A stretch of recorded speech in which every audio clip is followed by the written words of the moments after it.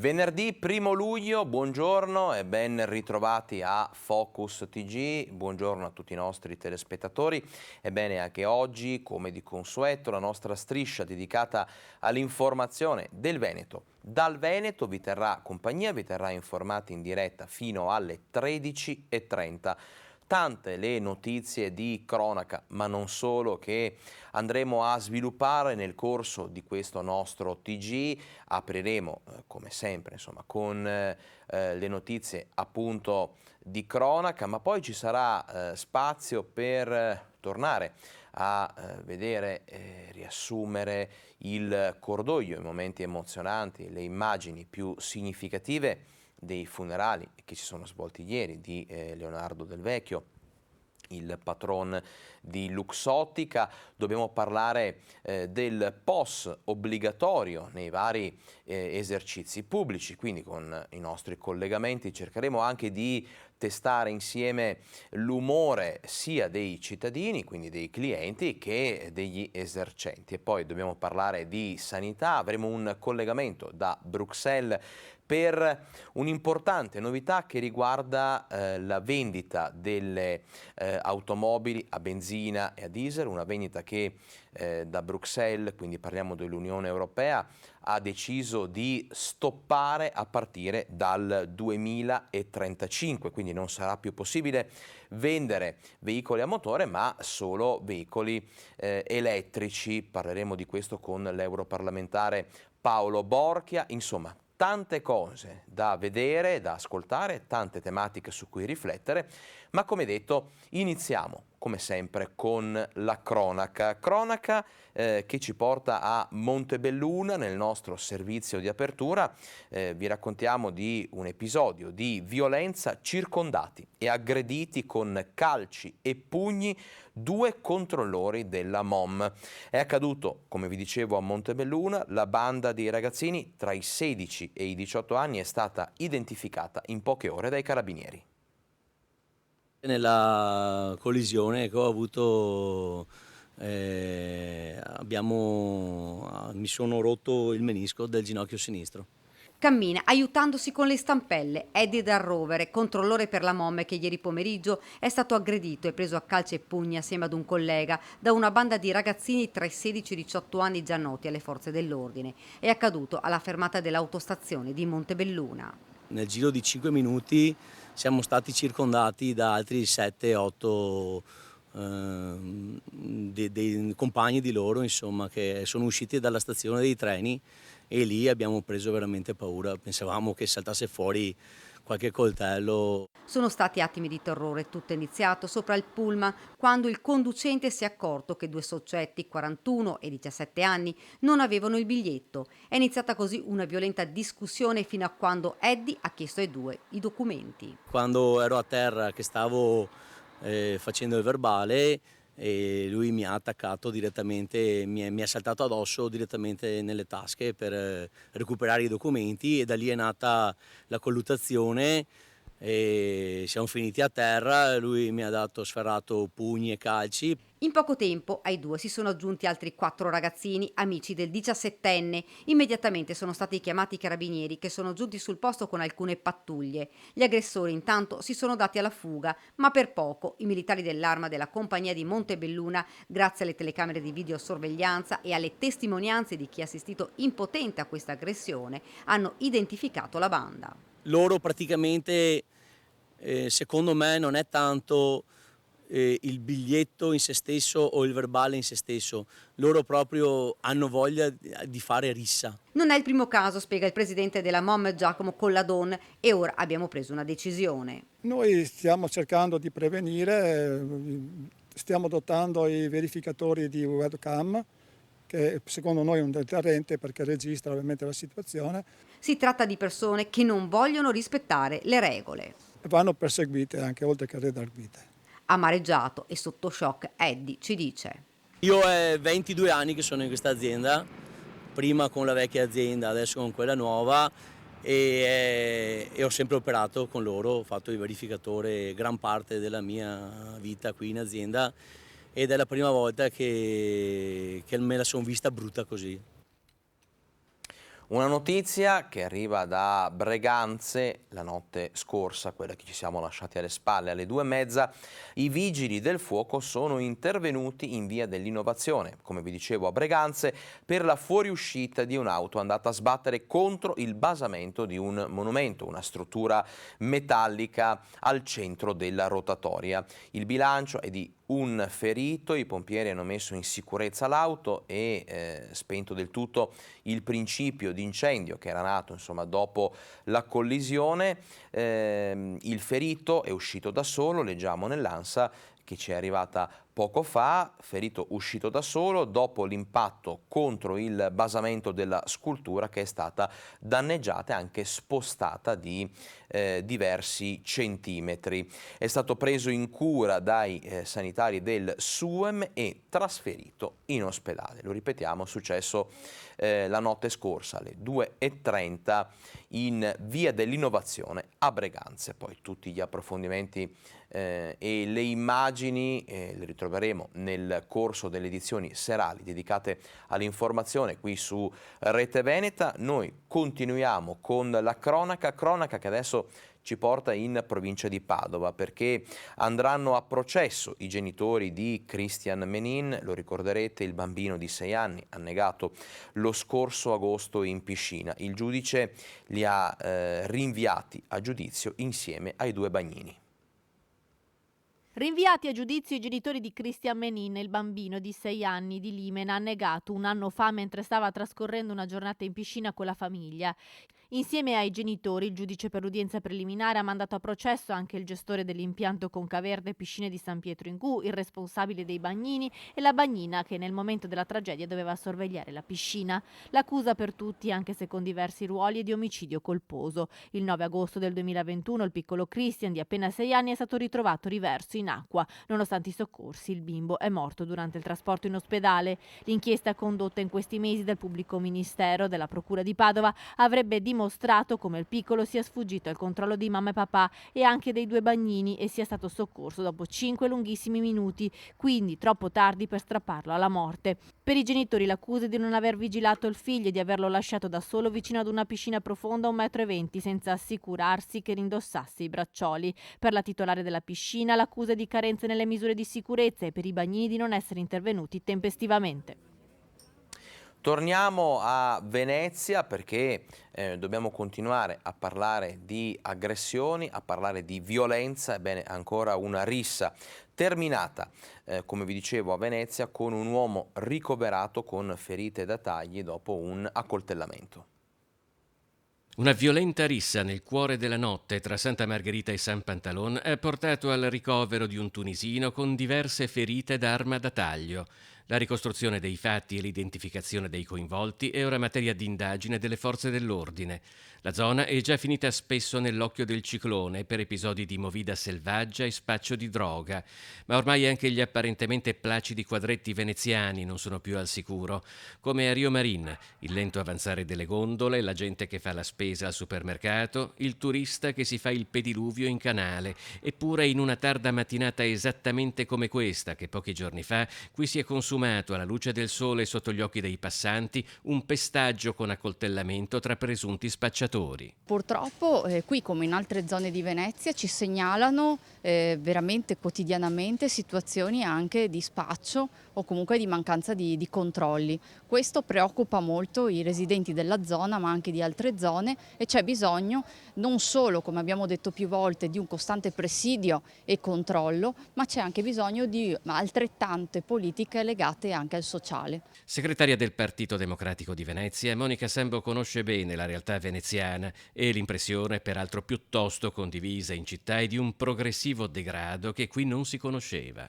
Ci sono nuove assunzioni di agenti di polizia locale ma noi non capiamo dove siano, cioè i cittadini continuano a dirci dove sono i vigili, perché la scelta è stata quella di accentrare alcuni servizi e non dislocarli all'interno dei territori come si era fatto invece in passato, dove ogni quartiere, ogni sestiere e ogni realtà aveva ovviamente i suoi vigili di sestiere o di quartiere che potevano in questo modo vigilare, essere presenti e anche ascoltare le problematiche direttamente dai cittadini.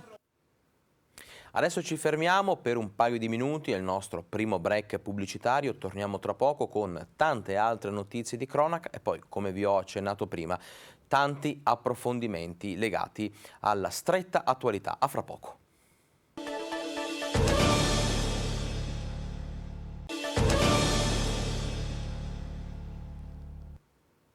Ben ritrovati a Focus TG, siamo in diretta, abbiamo aperto la pagina di cronaca con diverse notizie dal territorio, allora proseguiamo, andiamo avanti perché c'è tanto da dire, c'è tanto da farvi vedere.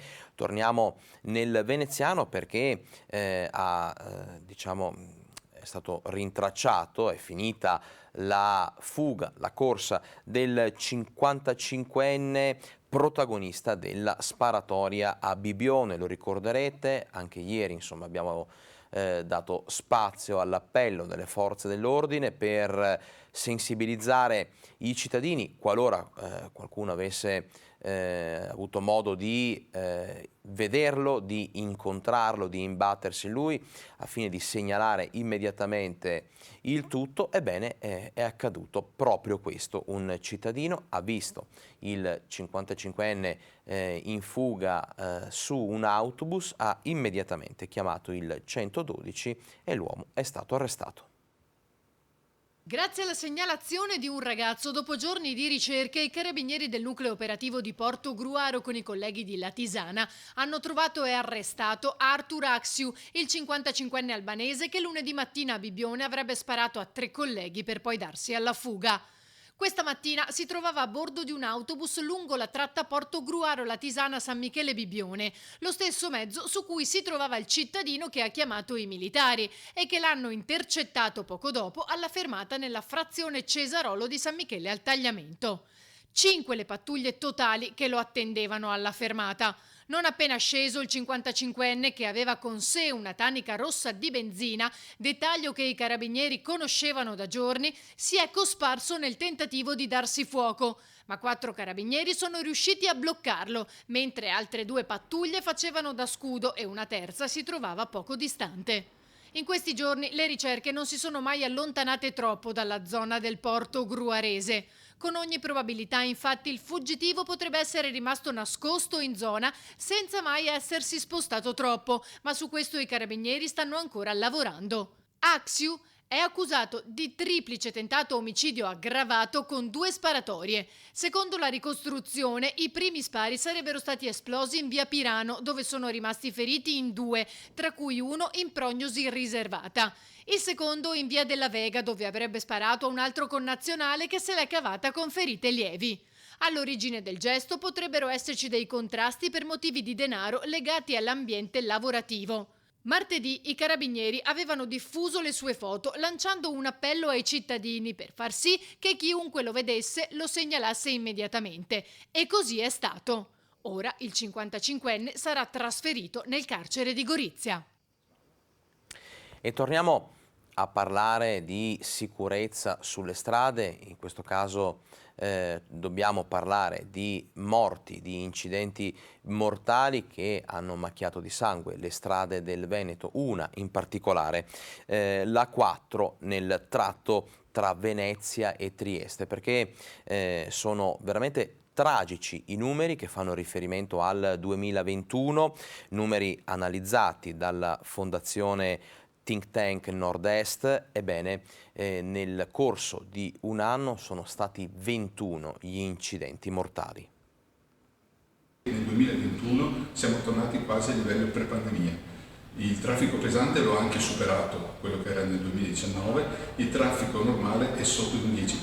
Dobbiamo tenere presente peraltro che la stagione turistica 2021 è iniziata più tardi, verso la fine di giugno, mentre quest'anno all'inizio di giugno era già nel pieno della propria attività, quindi i dati del 2022 saranno sicuramente superiori. Nel 2021 dunque il traffico pesante sulla Venezia-Trieste è stato superiore al 2019 e gli incidenti hanno causato 21 morti.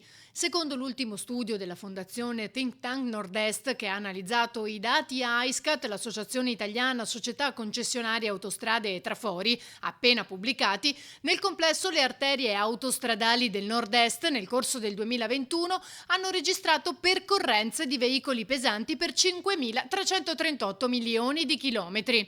Per quanto riguarda il traffico totale, invece, il valore complessivo è pari a 16.394 milioni di chilometri, l'11,9% in meno del 2019.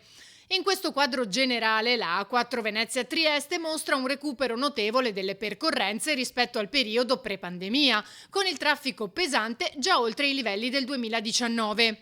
A questo aumento di traffico, però, corrisponde anche il triste primato degli incidenti mortali, con numeri superiori rispetto a quello delle altre autostrade del Nord-Est. E anche nel 2022 il numero di vittime è elevato, soprattutto nel tratto maledetto tra San Donà di Piave e Portogruaro, l'unico rimasto a 2 sole corsie per senso di marcia. Questo ci dice e ci fa urlare ancora con più forza sulla necessità di accelerare la procedura per realizzare la terza corsia e anche il casello di Bibione. E a questo proposito abbiamo proposto anche al Presidente Fedriga, che è il commissario speciale per l'autostrada, di richiedere al governo la possibilità di utilizzare quella formula che hanno utilizzato per il ponte di Genova, ovvero sia 3 turni di lavoro ininterrotta per poter riuscire in tempi brevi a completare l'opera. Microcriminalità in Valle dell'Agno, ci spostiamo come avete potuto intuire, insomma, in provincia di Vicenza, perché è partita un'importante campagna di appunto prevenzione dei furti in abitazione e i carabinieri hanno immediatamente eseguito un arresto. Valle dell'Agno, contrasto alla microcriminalità mirato ai furti in abitazione. I carabinieri hanno intensificato i controlli serali e notturni negli ultimi 3 giorni nelle contrade di Valdagno, Trissino, Brogliano, Castelgomberto, Montecchio e Creazzo.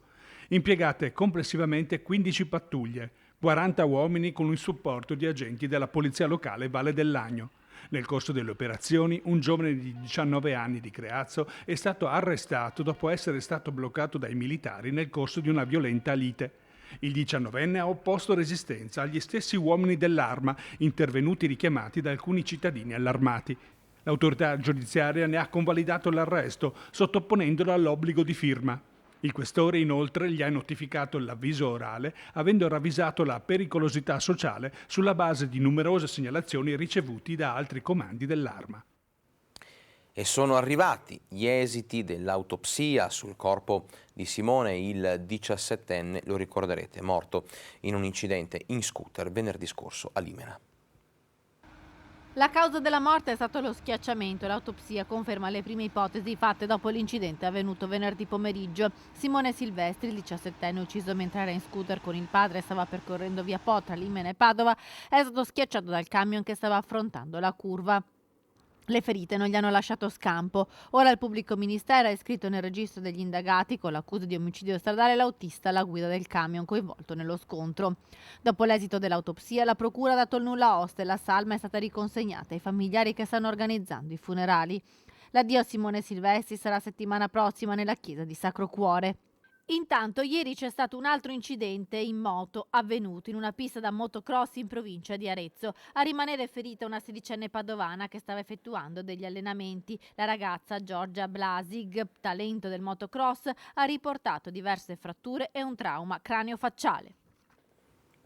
Continuiamo con la cronaca. 2 trevigiani e un vicentino denunciati per truffa aggravata ai danni di un rivenditore di auto, sequestrati dalla polizia 142.000 euro e 2 Rolex.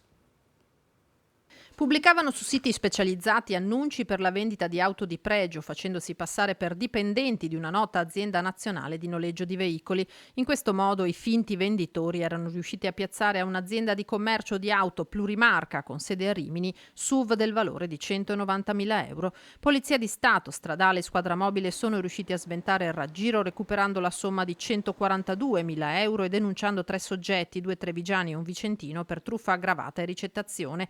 Il rivenditore venditore romagnolo era alla ricerca di autovetture di pregio per alcuni suoi clienti interessati ad acquistare dei SUV e in un sito specializzato nel settore è incappato nell'annuncio di un fuoristrada in pronta consegna. Tutto faceva pensare che a pubblicarlo fosse stata la nota azienda nazionale di leasing, che era invece estranea alla vicenda. La trattativa aveva incluso poi altri 4 veicoli, autovetture di fatto esistenti ma già cedute a terzi o esportate all'estero e mai consegnate. Da qui l'intervento della polizia. Nel corso delle perquisizioni sono stati rinvenuti e sequestrati anche 2 orologi Rolex utilizzati per effettuare ulteriori truffe ai ignari compratori.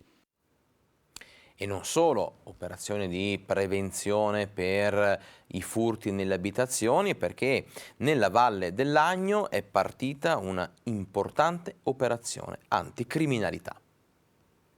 Operazione anticriminalità nella Valle dell'Agno. I sindaci in prefettura, in occasione del Comitato per l'Ordine e la Sicurezza, segnalano problemi di degrado, in particolare legati allo spaccio di droga. Il questore dispone un'attività di controllo straordinario con la partecipazione di tutte le forze dell'ordine. Un esercito di 30 uomini e donne della Polizia di Stato, dei Carabinieri e della Polizia Locale di Valdagno entrano in azione. Al setaccio il centro storico di Valdagno, Viale Trento, Via Roma, Galleria Dante e le aree urbane attorno alla città. 4 i posti di controllo lungo le principali strade in ingresso e uscita dai comuni del comprensorio. Nel corso delle operazioni vengono controllati 4 locali, 35 veicoli, 98 persone, di cui 16 straniere e 9 con precedenti penali o di polizia. Al termine il questore firma 5 fogli di via obbligatori da Valdagno per 3 anni nei confronti di personaggi gravati da precedenti e provenienti da altri comuni. 2 gli avvisi orali nei confronti di soggetti con spiccata pericolosità sociale. 2 gli ordini di allontanamento dall'Italia nei confronti di stranieri senza alcun titolo per restare nel territorio nazionale. L'incidente nel sud della Francia, in cui ha perso la vita un 48enne di Vittorio Veneto, ha scosso la comunità e anche il mondo dell'informazione. Dal letto dell'ospedale il toccante video della moglie che nello schianto è rimasta ferita in maniera grave. Adesso stiamo sbrigando le pratiche per portare mio marito a casa.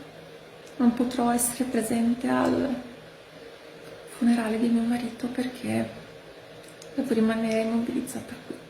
Dal letto dell'ospedale francese, in cui dovrà rimanere a lungo prima di iniziare la riabilitazione, Simona Magagnin, moglie di Daniele Casagrande, il 48enne di Vittorio Veneto morto nell'incidente in moto sui Pirenei, ha postato un video indirizzato a parenti e amici per rassicurarli sulle sue condizioni e si commuove pensando che ai funerali del marito non potrà esserci. Le sue condizioni non le consentono per ora di spostarsi. Ho il bacino fratturato in vari punti e 3 vertebre della schiena spezzate, quindi per 6 settimane devo stare qui a riposo, quindi niente casa, niente famiglia, niente attività,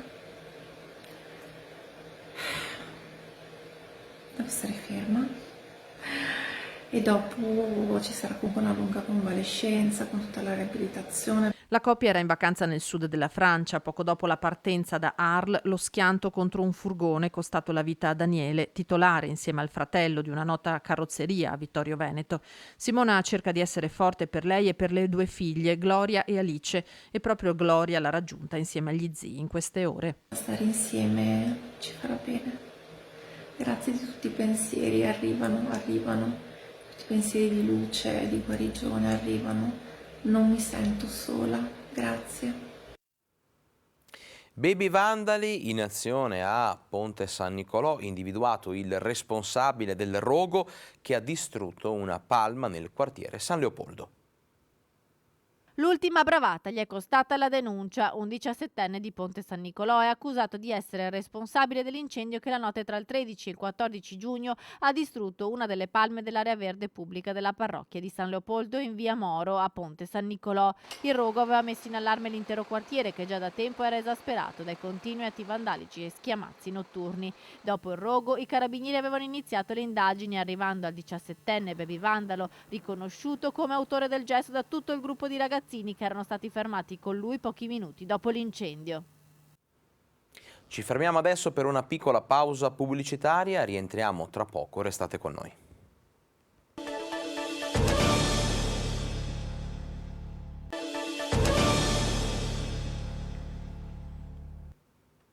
Ben ritrovati a Focus TG, continuiamo con le notizie dal territorio. Adesso ci spostiamo a Padova per una breve notizia che comunque ha avuto il suo lieto fine. Un cagnolino incastrato nel cancello è stato salvato dai vigili del fuoco. Vediamo.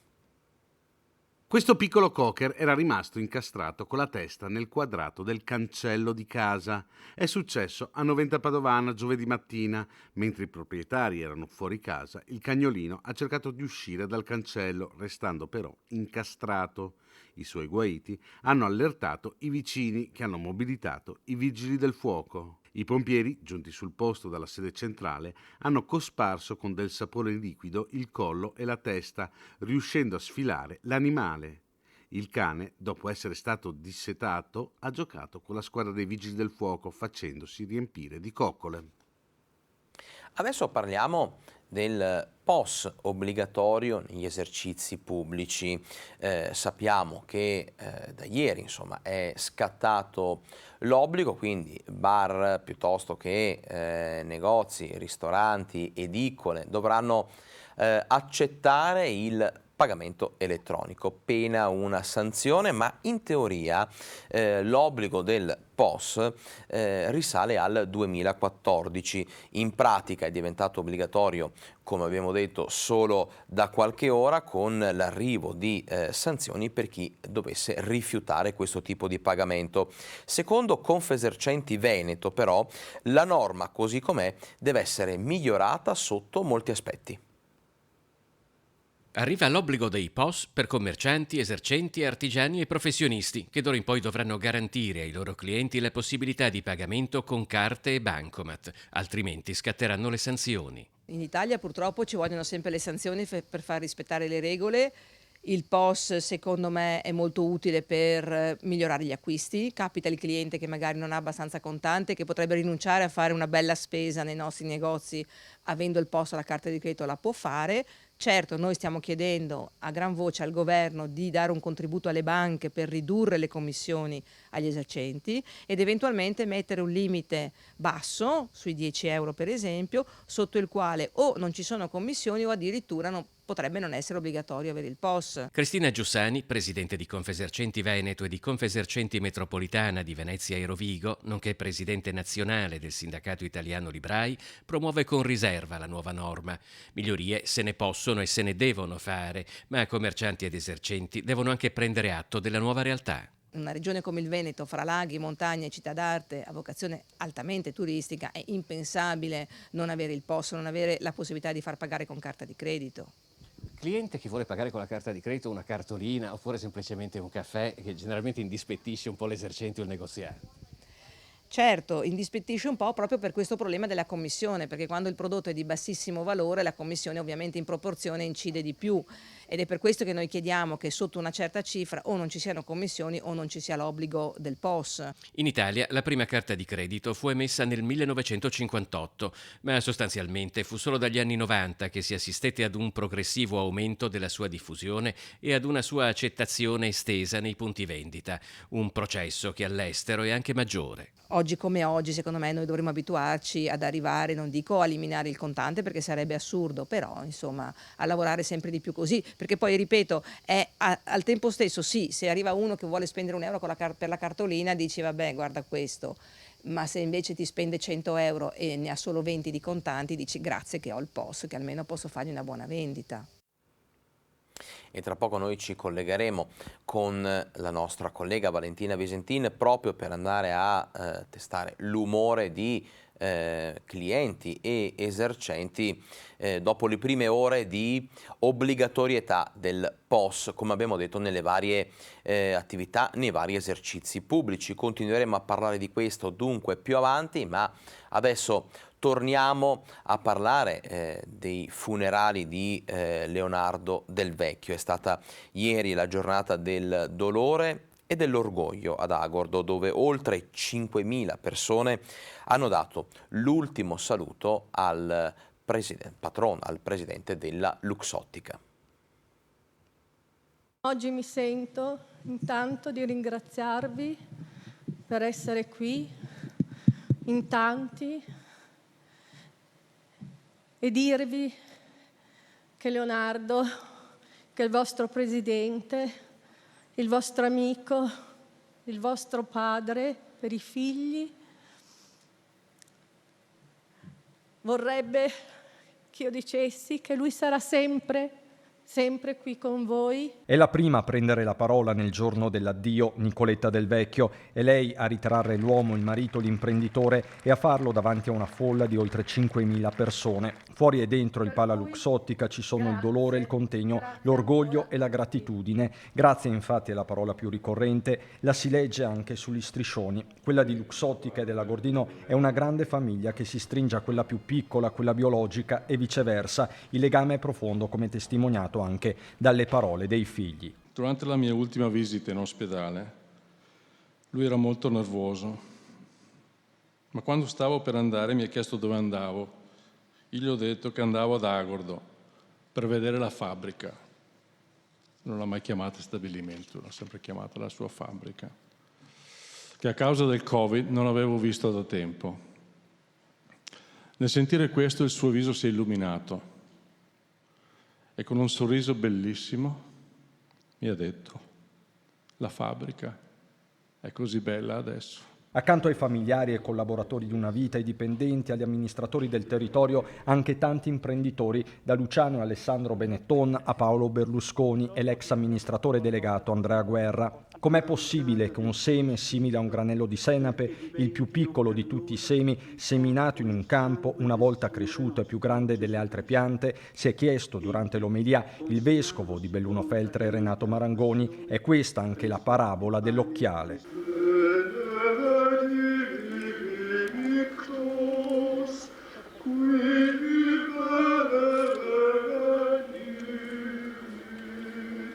30 i pullman partiti da ogni angolo della provincia, elicotteri, forze dell'ordine e volontari hanno garantito un flusso regolare, migliaia di dipendenti collegati dalle tante filiali sparse per il mondo. Il feretro è poi partito tra due ali di folla, l'ultimo applauso al cavaliere nella consapevolezza che c'è un prima e ci sarà un dopo.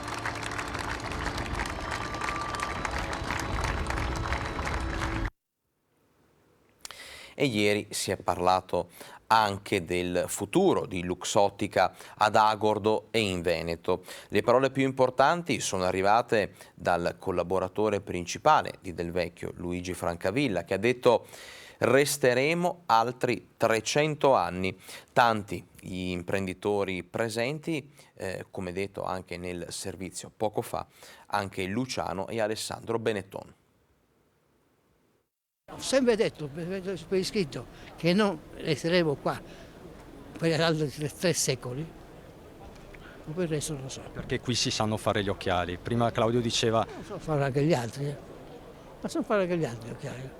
Non siamo gli unici, forse noi li facciamo meglio, siamo più bravi, ma spero che gli altri diventino bravi anche loro. Qual è il valore aggiunto di Luxottica ad Agordo? La sincerità, la semplicità, la trasparenza. È tra gli ultimi ad andarsene dal Pala Luxottica Luigi Francavilla, amico fraterno e spalla di Leonardo Del Vecchio per una vita. A 85 anni è ancora lui la guida fidata degli stabilimenti veneti. Le sue parole hanno un peso specifico e allontanano le nubi di cambi di governance e di rotta dopo la fusione tra Luxottica e il gruppo francese Silor. Abbiamo assunto quest'anno 500 persone. 500 persone? Sì. Solo qua o vedo... Nell'azienda...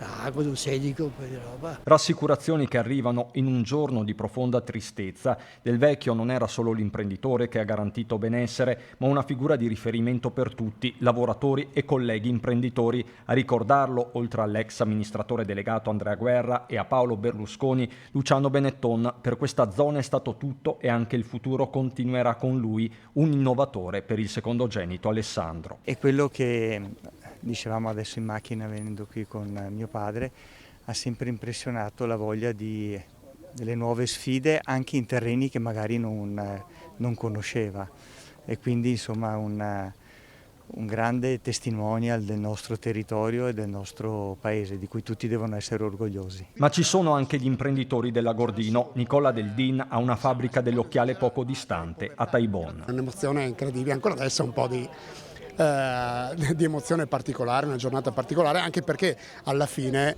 se la nostra azienda esiste, se mia mamma ha iniziato, se Blackfin esiste, se le cose vanno così bene, se abbiamo così tanti collaboratori che credono in noi, alla fine è comunque sempre grazie al Cavaliere del Vecchio. Innovatore non solo nel prodotto ma anche nella visione sociale dell'impresa. Nell'occhialeria lavorano tantissime donne e devo dire che è stato visionario anche in questo.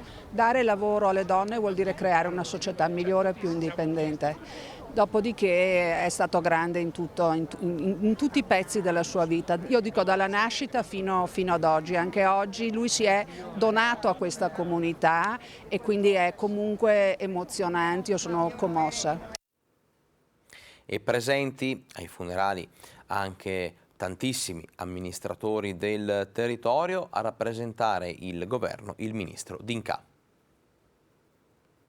Io sono voluto andare a trovarlo per proporgli questa possibilità e abbiamo parlato delle persone che lavoravano all'interno, le stesse persone che hanno contribuito nel corso del tempo a realizzare quello che è il sogno della Lussottica, e lui ha creduto fermamente in questa prospettiva, analizzando chiaramente i dati, e ha dato un importantissimo contributo senza il quale chiaramente non si poteva partire. Anche lì una volta è stato fondamentale il suo apporto. Guardate, dobbiamo veramente tanto a questa persona. L'ultimo gesto d'amore per il territorio è stato il salvataggio, accanto ad altri capitani d'industria, della ceramica Dolomite di Borgo Valbelluna. Leonardo Del Vecchio, del resto, non era solo occhialeria, la sua vita lo dimostra, anche quella privata. Dalle parole soprattutto dei figli e della moglie è apparso quel tratto umano di una persona di un valore straordinario che ci ha commosso, che ci ha emozionato e che ha lasciato, penso, un grande segno. Quindi una giornata che, pur nella tristezza e nel dolore, porteremo un po' tutti nei nostri cuori, perché abbiamo perso, e siamo consapevoli, una persona di cui ne nascono uno ogni 100 anni, perché la sua forza, la sua determinazione, la sua umanità penso che siano uniche. Presenti tutti i sindaci del territorio, la regione con l'assessore Giampaolo Bottacin, ma soprattutto loro, i lavoratori Luxottica, oggi rimasti orfani di una guida ma orgogliosi di averla conosciuta. Una persona umile, forse anche più di qualche operaio. Sicuramente il grazie di Aguardo, io l'ho già salutato ieri, pur vivendo a Padova e pur non avendolo conosciuto. Ci fermiamo adesso per la pubblicità, rientriamo tra poco con i nostri collegamenti dal territorio, con il collegamento insieme all'europarlamentare Paolo Borchia e poi la pagina dedicata alla siccità e alla sanità. A fra poco.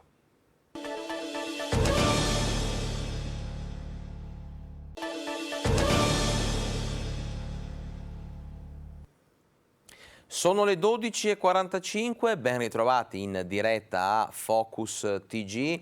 Questo vuol dire che abbiamo ancora metà giornale a disposizione per continuare a tenervi compagnia, per continuare a tenervi informati sulle notizie, sui nostri approfondimenti, sull'attualità. E allora apriamo proprio la pagina dell'attualità per parlare dell'emergenza idrica, dell'emergenza siccità, siccità che sta creando disagi e problemi al comparto agricolo. Ebbene, noi siamo stati in un'azienda agricola a Padova a vedere che aria tira, come si sta affrontando questo momento di difficoltà. Ci troviamo, pensate, a Padova città, ma in una zona davvero molto bella, quella del Basso Isonzo, come c'è Valentina Chiesura, che è la proprietaria di questa azienda agricola biologica Le Terre di Fiume. Con lei, coltivatrice di ortaggi, e grazie all'aiuto di Federico Cibotto vogliamo farvi vedere come stanno gli ortaggi in questa estate. L'acqua in questa azienda per fortuna c'è, vero Valentina?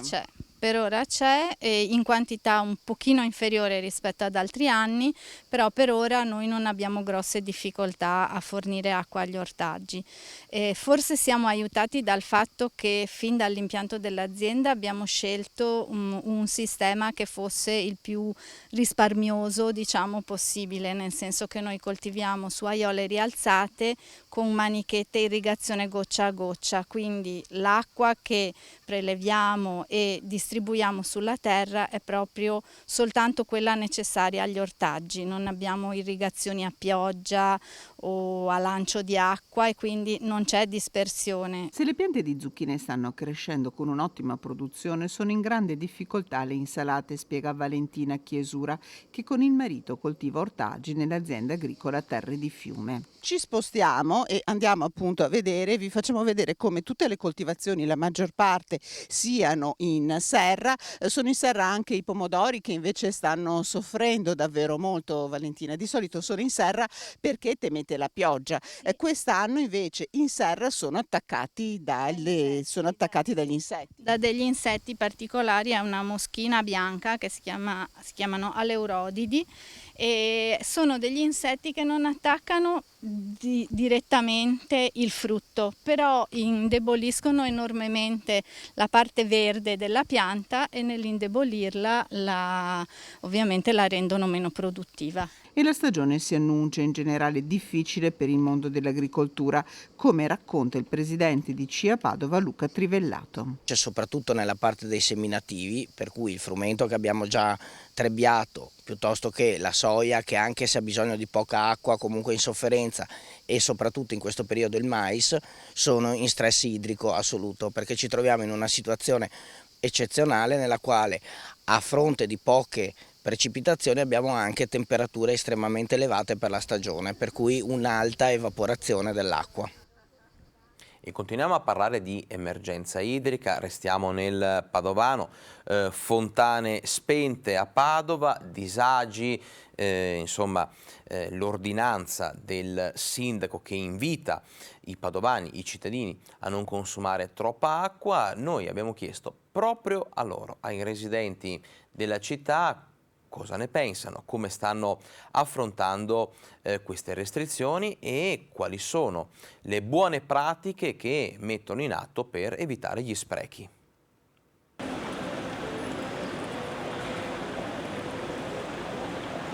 La fontana di Piazzetta Garzeria a Padova è l'unica ancora con l'acqua. Il cartello affisso dal comune spiega che è presente perché è attivo il sistema di ricircolo. Poco lontano invece in Piazza delle Erbe la storica fontana è asciutta. Il sindaco di Padova Sergio Giordani con un'ordinanza ha invitato nei giorni scorsi i cittadini a mettere in campo buone pratiche per evitare lo spreco d'acqua. Ecco cosa fanno i padovani. Noi siamo molto attenti anche prima dell'emergenza acqua.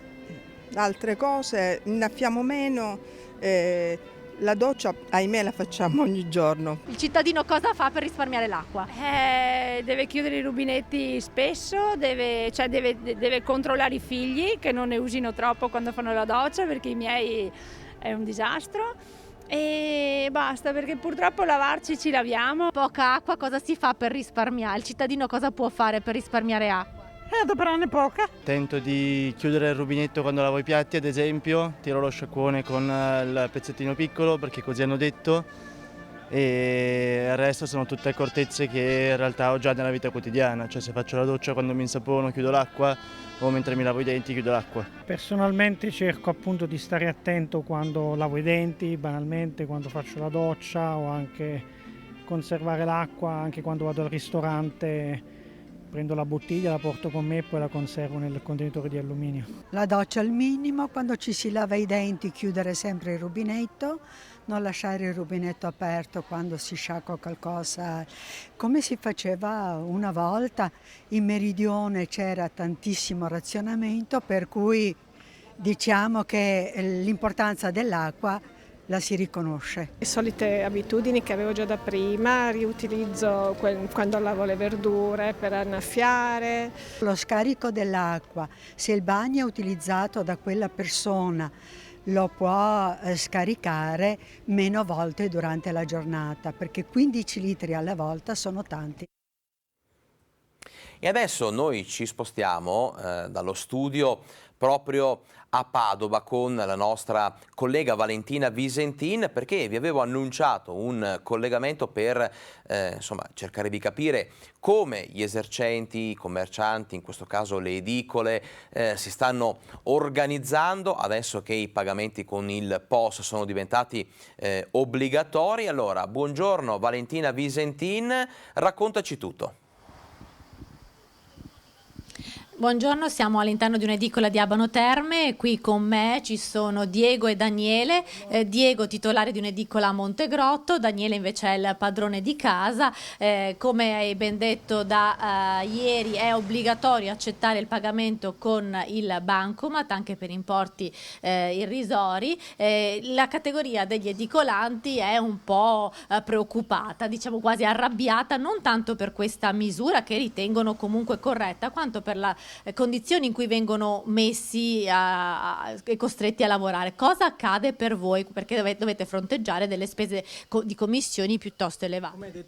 Come hai detto bene te, noi non siamo contrari all'uso del POS e ai pagamenti digitali, è che noi dobbiamo avere degli aiuti economici oppure dei costi veramente bassi per poter far sì che la gente possa pagare con bancomat o carte di credito, perché il nostro agio è molto basso, noi abbiamo prezzi fissi e non possiamo permetterci le commissioni e i costi che ci sono al giorno d'oggi con un qualsiasi apparecchio per pagare con qualsiasi carta o bancomat digitale, quindi per noi è insostenibile il costo. Parliamo anche come categoria, come Sinagi, come rappresentante sindacale della nostra categoria. Categorie che insomma sono anche in difficoltà, l'abbiamo raccontato anche nei giorni scorsi a Padova, dove alcune edicole storiche hanno chiuso dopo 37 anni, ci dice Diego, di attività, un po' perché magari non si trova il personale, ma anche perché i costi sono elevati. E mostriamo che Daniele qui ha il POS che quindi viene utilizzato, ma ci fa un rapido resoconto di quanti sono i costi per avere una macchinetta. Io lo utilizzo in edicola soprattutto per le ricariche telefoniche, anzi ed esclusivo per le ricariche telefoniche e per i pagamenti delle bollette. Già questo, visto che poi sulle ricariche prendiamo centesimi e sui pagamenti delle bollette sono già prezzi imposti da chi si occupa di riscuotere le bollette, il costo del POS a me viene 30 euro per trimestre, quindi calcolando sono 3, 6, 9, 12, sono 120 euro all'anno, che non è poco sui centesimi che noi prendiamo a parte sui giornali che noi prendiamo su queste, quindi mettere un ulteriore impegno per noi, un ulteriore dazio che è quello del POS, ci obbliga poi a vendere i giornali a 1,20 euro e per pochi centesimi, e non ci stiamo dentro con le spese, è impossibile. Ecco, questa è la situazione, insomma chiedono anche un intervento da parte del governo, disposti appunto ad utilizzare il POS, ma insomma che vengano quantomeno riviste gli oneri di noleggio e di gestione e di commissione. Da questa edicola di Abano Terme è tutto, restituisco la linea allo studio. Grazie a Valentina Visentin nella sua mattinata a raccogliere insomma le testimonianze, le voci degli esercenti, dei commercianti dopo queste prime ore di obbligatorietà per quello che riguarda l'accettazione dei pagamenti con il POS. Noi però stavamo parlando di siccità, abbiamo visto insomma un'azienda agricola, abbiamo visto e ascoltato anche come i cittadini si stanno attrezzando per evitare gli sprechi, siccità che ha colpito chiaramente in modo duro anche la Pedemontana. Vediamo tutto nel prossimo servizio di Ferdinando Garabello. Estate 2022, benvenuti a Bassano del Sahara. La siccità sta colpendo in modo durissimo la Pedemontana del Grappa e dell'Altopiano. La Brenta è a livelli molto bassi con una quota ormai stabile da giorni e da settimane il consorzio di bonifica avverte che pure le falde sono in grande difficoltà. A questo si aggiunge una piovosità che porta questa estate appena a metà delle precipitazioni dell'anno scorso e a quasi un terzo di quelle del 2020. Qualche esempio? Nel maggio di 2 anni fa erano scesi 258 mm di pioggia, che sono diventati 211 l'anno scorso, e a maggio di quest'anno le centraline ARPAV hanno registrato appena 109 mm di pioggia.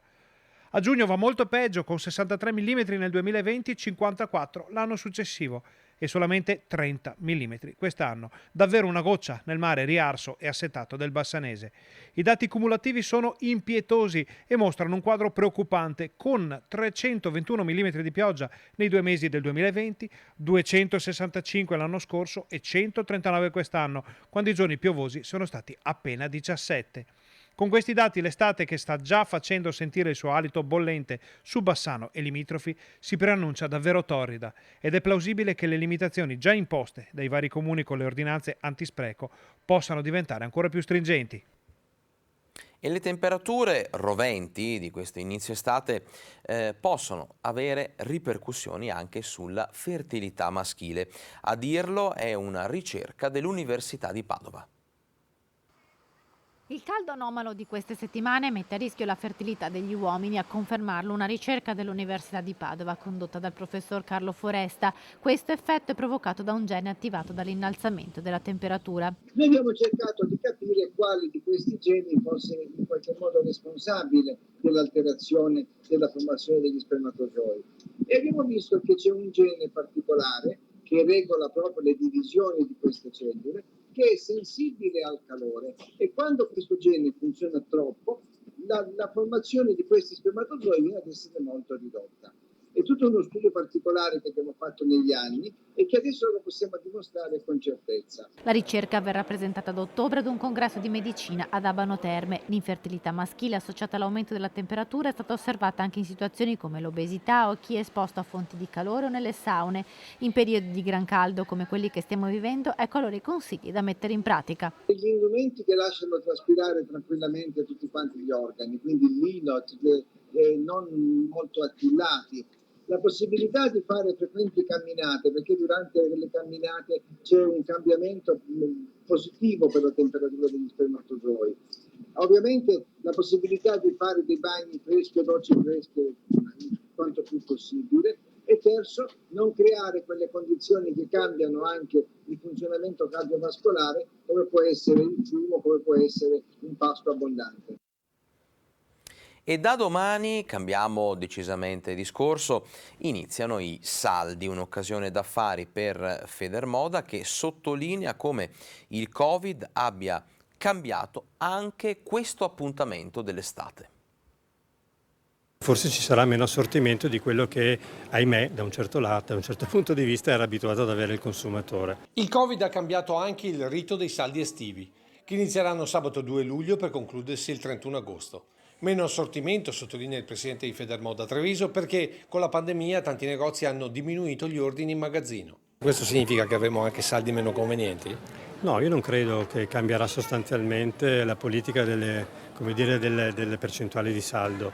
Che inizieranno con prezzi tagliati dal 20 al 50% per poi concludersi con gli extra sconti di fine agosto, anche quest'anno per dare un po' di ossigeno ai bilanci di tanti negozi. Arrivano dopo 5 mesi difficili, i primi 3 mesi dell'anno sono stati mesi con dei segni ancora negativi, aprile e maggio finalmente si è invertita la tendenza, quindi le aspettative sono quelle di un saldo che continui questa inversione di tendenza e sia un saldo che faccia un po' da spartiacque tra ciò che abbiamo passato e ciò che speriamo di intravedere nel futuro. Siamo molto lontani dai numeri prima della pandemia, pre-pandemici, però ci sono tutta una serie di segnali che fanno pensare bene. Ottimismo ma anche realismo in un mondo che è cambiato partendo dal commercio elettronico e che sta cambiando ancora con una nuova tendenza.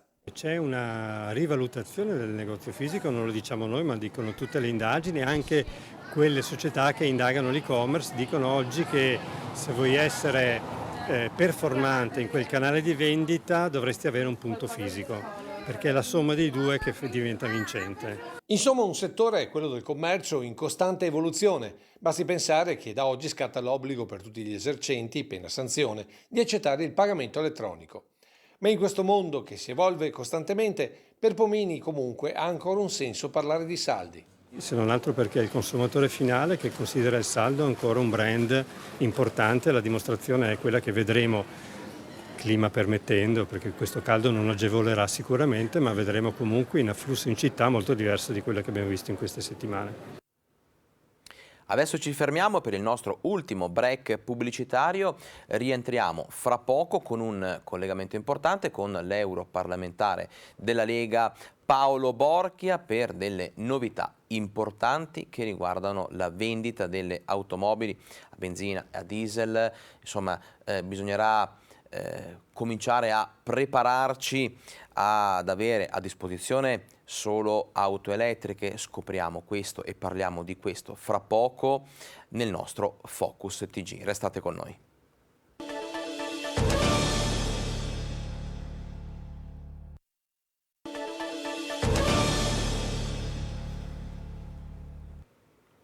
Ben ritrovati a Focus TG, sono da poco passate le 13, questo significa che abbiamo poco meno di una mezz'oretta per continuare a parlare di tematiche importanti, di stretta attualità, e poi c'è ancora spazio per la cronaca, per la sanità, ma come vi avevo promesso adesso ci colleghiamo con l'europarlamentare della Lega Paolo Borchia, che vedo già collegato con noi. Buongiorno onorevole.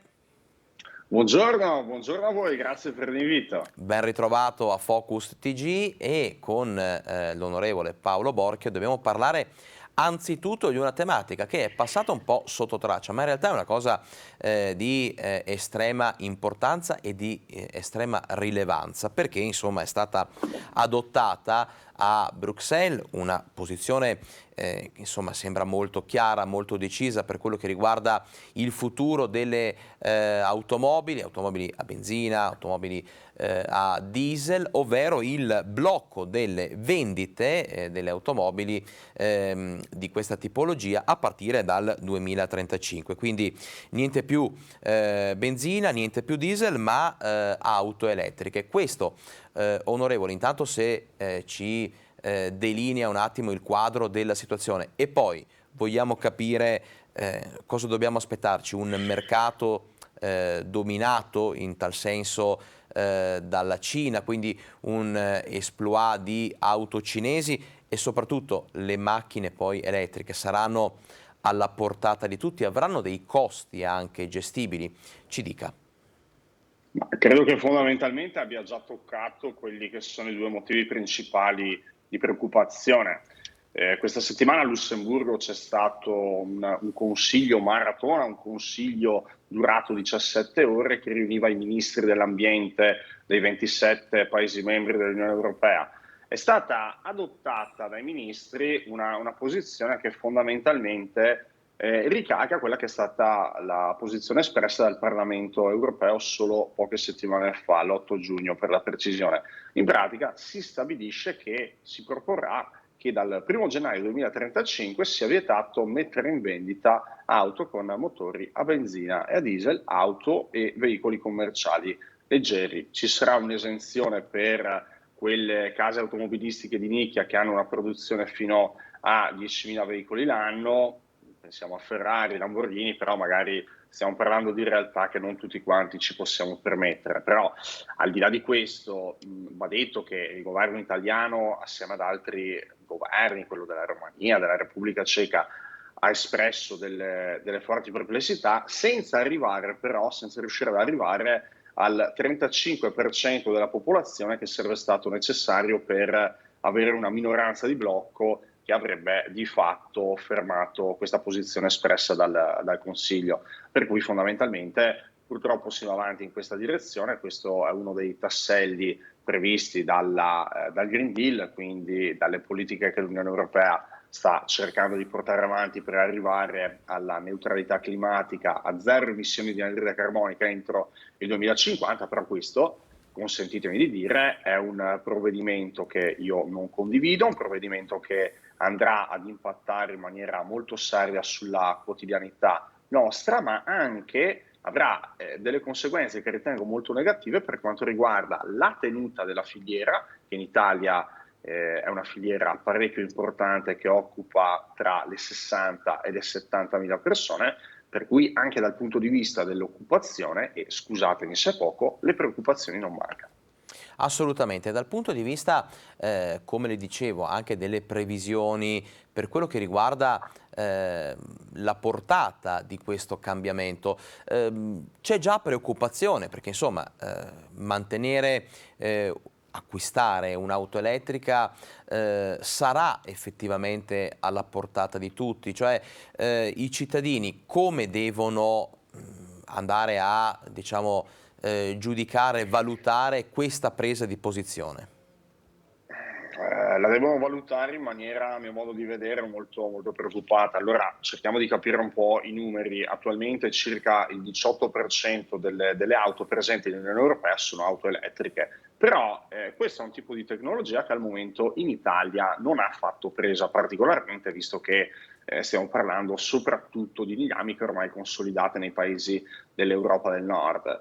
La prima preoccupazione chiaramente è quella che il nostro mercato fra qualche anno possa essere invaso da auto realizzate in Cina, anche perché la Cina da questo punto di vista si è già organizzata, la Cina dispone sia delle tecnologie che delle materie prime che serviranno per andare in questa direzione. E soprattutto c'è la preoccupazione che poi i prezzi diventino alti e vadano ad escludere alcune fasce della popolazione, anche perché non è che tutti acquistino l'auto per capriccio, intendiamoci, l'auto la compriamo per andare a lavorare. È per questo che io credo che si vada nella direzione sbagliata. Nel 2026 le intese che sono state prese dal Consiglio a Lussemburgo prevedono che ci sarà una revisione su come stanno andando le cose. Ci sono 4 anni per cercare di raddrizzare la barca, consentitemi questo termine, però io lo ripeto, non ritengo che questa indicazione, che questa impostazione, chiedo scusa, sia corretta e soprattutto vada in direzione di quelli che sono gli interessi del territorio. Allora, è importante questa indicazione, insomma questo step nel 2026 che comunque permetterà di fare un attimo un bilancio, un quadro della situazione sicuramente più aggiornato rispetto a quello di oggi, ma parlare di automobili oggi, onorevole, vuol dire sollevare diciamo un po' anche l'indignazione, l'arrabbiatura dei cittadini perché si va a toccare un tasto dolente, quello del caro carburanti. Come stanno andando le cose? Quali sono anche le previsioni in tal senso? Perché benzina e diesel insomma, stanno toccando numeri davvero impressionanti. Sì, chiaramente si tratta di uno degli shock principali tra domanda e offerta che si sono registrati, senza dimenticare anche l'ondata speculativa che ha toccato le diverse fonti energetiche. A tal proposito, ieri c'è stato, ricordiamoci che oggi è il primo luglio, quindi inizia il trimestre, l'autorità, l'ARERA, cioè l'autorità che disciplina le tariffe sulle bollette dell'energia, inizia da oggi a disciplinare il terzo trimestre del 2022. Ieri è stato approvato dal governo l'ennesimo decreto che va a cercare di tamponare, è un decreto da 3 miliardi, adesso grosso modo io ho fatto i conti, siamo già arrivati a 30 miliardi di risorse pubbliche che negli ultimi mesi sono state allocate per cercare di tamponare il caro bolletta. Cosa prevede l'ultimo decreto? L'ultimo decreto conferma l'aliquota del gas al 5%, conferma la sterilizzazione degli oneri di sistema per quanto riguarda le bollette della luce. Chiaramente non ci dovrebbero essere grandissimi aumenti in bolletta, si stima che il gas dovrebbe rimanere fermo, anche perché adesso è una fase dove il gas per uso domestico si usa abbastanza poco, invece questa è la fase dove vanno riempiti i giacimenti esausti per stoccare il gas per l'inverno. Sulla bolletta della luce sono previsti degli aumenti dello 0,4%, sono quegli aumenti che negli anni scorsi ci davano molto fastidio, solo che adesso vedere uno 0,4% ci fa quasi sentire sollevati rispetto agli aumenti che abbiamo visto negli ultimi mesi. Per cui da questo punto di vista mi fa piacere che la Lega sia riuscita a dare un buon contributo. Io un paio di settimane fa ero a Parma ad un convegno ed è stato da un certo punto di vista rinfrancante vedere come gli imprenditori presenti avessero riconosciuto che da parte del mio partito c'è stata sin da prima che scoppiasse la crisi delle bollette una certa attenzione per cercare di andare a individuare degli strumenti che dopo andassero a tamponare almeno in parte quelli che sono gli aumenti. Poi stiamo parlando di aumenti talmente spropositati che, se vi dico che sono stati 30 miliardi i soldi messi a disposizione, ci rendiamo conto che sono cifre gigantesche, ma ci rendiamo conto contestualmente che gli aumenti sono stati talmente cospicui, talmente senza precedenti nel corso della storia più recente, che veramente si fa anche fatica a percepire quello che è stato fatto da parte del governo per andare a tamponare l'aumento dei costi.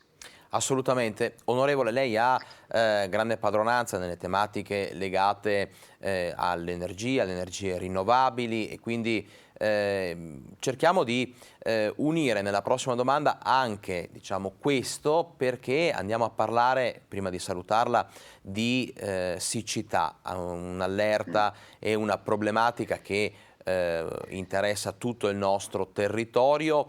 Come si potrebbe, come si dovrebbe andare a intervenire, magari migliorando le strutture, migliorando la rete idrica, insomma, cosa si può fare per non ritrovarsi di nuovo in futuro in questa situazione?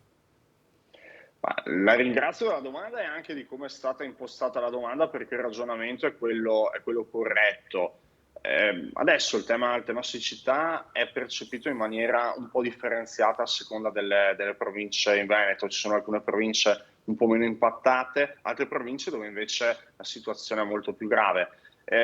Io cerco di andare al sodo. La siccità credo che sia una fase storica che è destinata a passare. Quello che invece rimane sono le problematiche della nostra rete idrica a livello nazionale, e vi assicuro che in Veneto, rispetto ad altre regioni, non siamo messi poi così male, però a livello nazionale mediamente abbiamo una rete che ha più di 50 anni di onorato servizio, per cui con i materiali che erano in uso tra la fine degli anni 60 e gli anni 70, chiaramente qualche problemino in termini di dispersione c'è. Per cui adesso bisogna lavorare in maniera decisa per andare ad investire e ad ammodernare questa rete. Poi mi farebbe piacere spiegare anche a chi ci segue da casa dove sono le problematiche, perché magari a volte non si riesce ad intervenire come si vorrebbe. È stato stimato che per riallineare l'Italia a quella che è la media europea in termini di condotte, in termini di infrastrutture, servirebbero almeno 12 miliardi entro il 2030. Naturalmente i gestori non ricevono finanziamenti dallo Stato, ma tutti gli investimenti che vengono fatti applicando i costi relativi in bolletta. Per cui il problema è quello di riuscire, per un gestore idrico, è quello di riuscire a mantenere la bolletta bassa, ma contestualmente andando a fare gli investimenti che servono. Sono investimenti strutturali, il PNRR mette a disposizione 2 miliardi e 100 milioni per questo tipo di investimenti, però sono cifre importanti, ma sono cifre insufficienti per quello che è il fabbisogno a livello nazionale. Giusto negli scorsi giorni il Ministero delle Infrastrutture ha ricevuto 119 proposte e già la prima tranche di finanziamenti è andata esaurita con queste proposte, che dal punto di vista dell'impegno finanziario richiesto andavano a superare quella che era la somma a disposizione. Poi vi faccio giusto un esempio finale per concludere il ragionamento. Io, abitando in provincia di Verona, vi faccio l'esempio di quello che sta succedendo sulla dorsale est realizzata da Acque Veronesi. È un intervento da 17,5 km che ha un costo di 23 milioni di euro. Per cui l'ordine di grandezza, l'ordine dei costi è questo. Si tratta di interventi importanti, interventi che costano, ma sono interventi che servono. Per cui io faccio anche un ringraziamento al Presidente Roberto Mantovanelli, che tra l'altro siede a Bruxelles anche nel board di Acqua Pubblica Europea, che è l'organismo che riunisce i vari consorzi. Per il Veneto abbiamo Viveracqua. Però da questo punto di vista vediamo che se gli interventi vengono realizzati con una progettualità di un certo tipo, e soprattutto nell'ottica di andare ad intervenire per tamponare quello che a tutti gli effetti è uno dei problemi maggiori, poi i risultati arrivano. Chiaramente la coperta è sempre molto corta rispetto a quelle che sono le necessità di intervento, però da qualche parte bisogna cominciare, e la siccità di questi giorni ce lo sta dimostrando in maniera molto chiara. Onorevole, grazie per la sua disponibilità, grazie anche per gli spunti e le riflessioni che ci ha fornito. L'aspettiamo prossimamente per andare a trattare altri argomenti. Buon lavoro, onorevole Paolo Borchia, grazie per essere stato con noi. Sempre volentieri, vi ringrazio per l'ospitalità, auguro un buon pomeriggio a chi ci segue da casa. Arrivederci.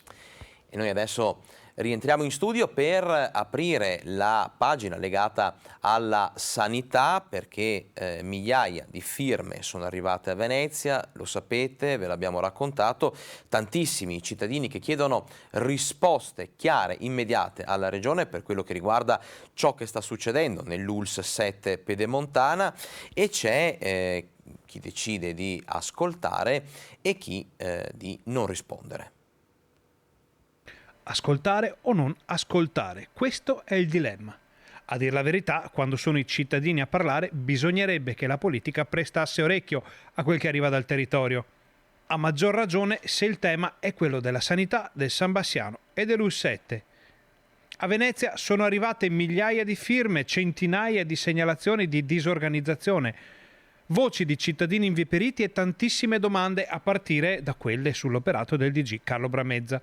Ma di risposte da parte di chi gestisce e organizza la sanità neppure l'ombra, se non si vuole considerare una risposta il refrain sulle colpe del Covid e le valanghe di numeri e cifre, bilanci e dati che vengono forniti nelle riunioni formali. Non c'è la volontà di ascoltare i cittadini da parte dell'assessore regionale. Ecco, ascolto che invece abbiamo trovato oggi qui in Consiglio regionale, perché questa non è una battaglia partitica, non è una battaglia politica, è una battaglia fatta per i cittadini, con i cittadini. Insomma, alla fine si può sempre ascoltare quel che il territorio ha da dire, basta volerlo fare. E non è passata inosservata, a proposito di ascolto, l'assenza dall'importante avvenimento del presidente del Consiglio regionale Roberto Ciambetti. Non c'era neppure Alberto Villanova, presidente dell'intergruppo Lega Veneta in Consiglio Veneto, e la presidente della commissione consiliare che si occupa di sanità, Sonia Brescaccin. Assenze importanti e rumorose in un momento istituzionale di grande significato, se è vero, come è stato riferito ai promotori dell'iniziativa, che si è trattato della prima occasione di questa legislatura consiliare in cui la voce dei cittadini è arrivata direttamente a Palazzo Ferrofini.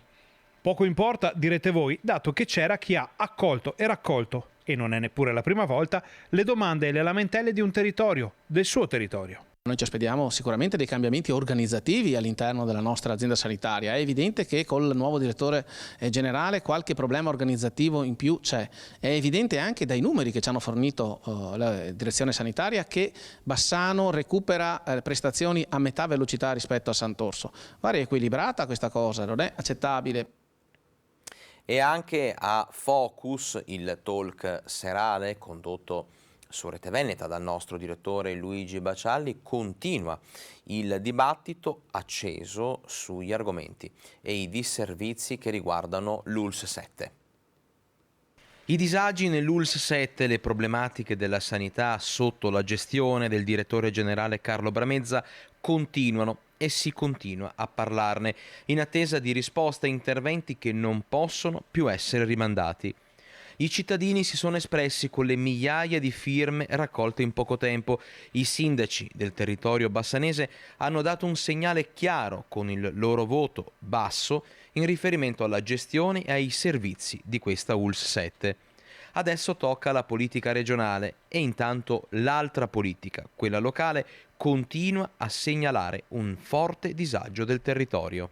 Proprio per dare un segnale su quello che noi riteniamo, noi sindaci del Bassanese riteniamo sia un processo di poca organizzazione. Da noi è indubbio che ci siano delle arrabbiature, delle lamentele e dei disagi da parte dei cittadini. Questo è indubbio. La gente lamenta, da me è venuta una mia concittadina, insomma, dicendomi che lei ha avuto la visita a Sant'Orso, è partita a fare la visita a Sant'Orso ed è arrivata insieme al dottore che le ha fatto la visita. Il dottore arrivava da Bassano, ma zio Canarino, no, fagliela a Bassano la visita. Cioè in due sono partiti da Bassano, una per farsi visitare e l'altro per visitarla, quindi probabilmente probabilmente se fossi nel direttore mi farei una domanda sul fatto: ma sto organizzando bene, le cose sono organizzate bene? Non dipende certamente dai sindaci che hanno dato un segnale,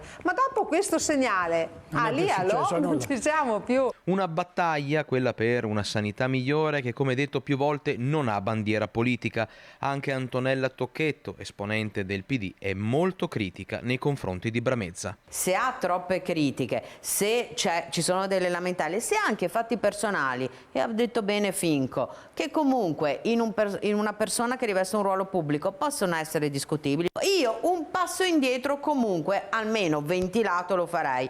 E poi sarà anche la comunità medica che deciderà il da farsi, però questa sua rigidità, come nulla fosse successo nulla, non mi sembra che sia adeguata al ruolo che riveste il direttore generale.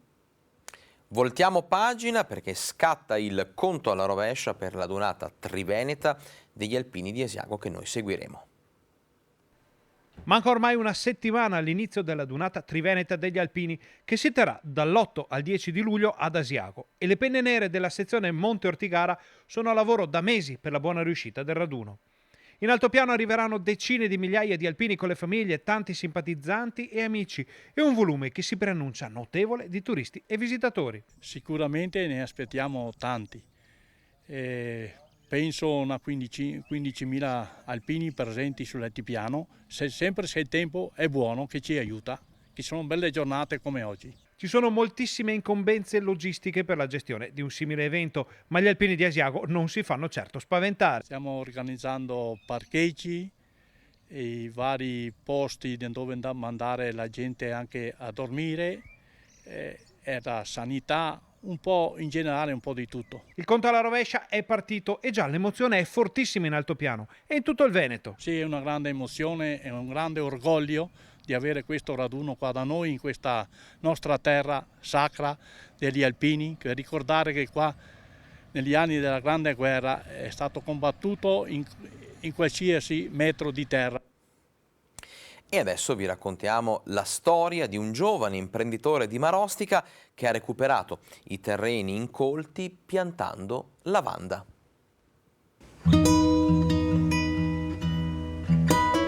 È un piccolo angolo di Provenza, quello che incontriamo nel cuore delle colline di Marostica, un luogo incantato e profumatissimo, dove la lavanda in fiore regala una magia particolare e unica. A trasformare questo terreno incolto, ripido e siccitoso in una bellissima distesa viola è stato Marco Pigatto, giovane giardiniere 29enne, innamorato del suo territorio. Un'avventura iniziata 5 anni fa. Avevo bisogno di un vivaio perché avevo iniziato a fare il giardiniere, però avevo a disposizione solo questi terreni e su questi terreni siccitosi e ripidi non si può fare un vivaio. Per cui ho dirottato e ho pensato di piantare la lavanda. Abbiamo rotto addirittura 2 aratri perché c'è tanta roccia sotto qui e ci sono solo 30 cm di terra. Abbiamo arato e piantato queste piante e sono cresciute da sole, senza veramente bisogno di nulla, solo e con pochissima acqua. La lavanda mi regala questo, un posto tranquillo dove posso sedermi e godermi le colline di Marostica. Altro non mi regala. Dall'altro lato invece ha regalato tanta fatica.